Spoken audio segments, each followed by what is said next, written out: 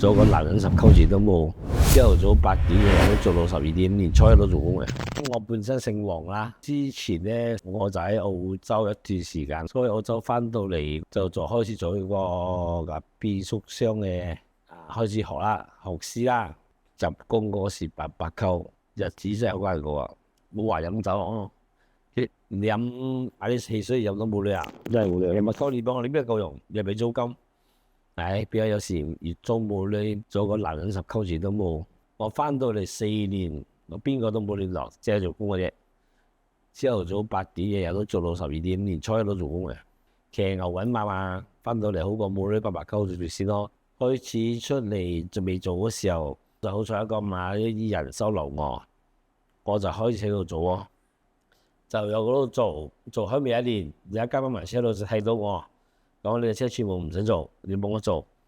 後尾就同我個partner一齊搬你係間啦，嗰間係大10倍嘅，又入息咗咯，自己唔同咗咯，就揾師傅。咁我師傅就幫我問我佛牌中意買佛牌冇，我驚，我就師傅俾我揀，我又揀到咗個4面佛。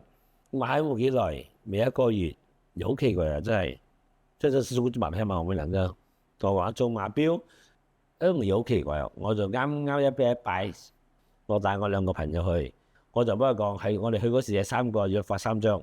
總之一陣師傅攞佛牌俾你，你就揀，我幫你出去先冇所謂，你慢慢講翻俾我。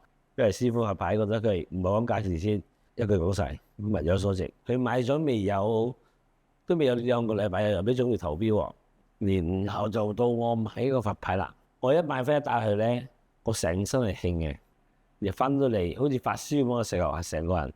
聽日就冇事咗。自從我打嗰佛牌啦，10個客仔啦，而家我叫佢做咗個嘢，呢樣嘢壞咗，我哋冇呃佢，而將啲嘢差唔多壞咗。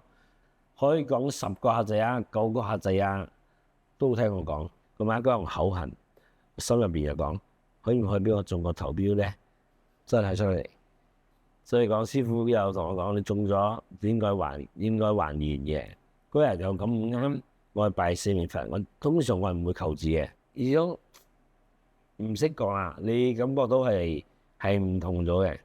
但係咁樣有啲人咁樣，我哋唔可以講，執一去到講話一定要買佛牌咁樣。我講到我同你分享，我就買到，我真係咁嘅寶啊！或者我命一下，我運數一下到，或者咩唔知道。不過 OK 啦，食到50歲，經過咁多嘢，真係又見到呢雙師傅要開解我一路嘢，一定有嘅。我覺得一定有咁嘅嘢存在嘅，我都開心啦，有緣識到師傅同埋我太太。我會認識到師傅，是因為我的先生他帶我去的。基本上我都看到我的先生請了佛牌跟請了4面佛，我都發現到他真的是都一路在順着啦。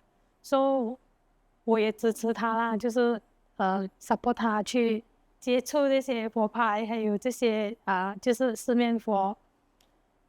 總之是我的先生好，我就覺得什麼都值得啦。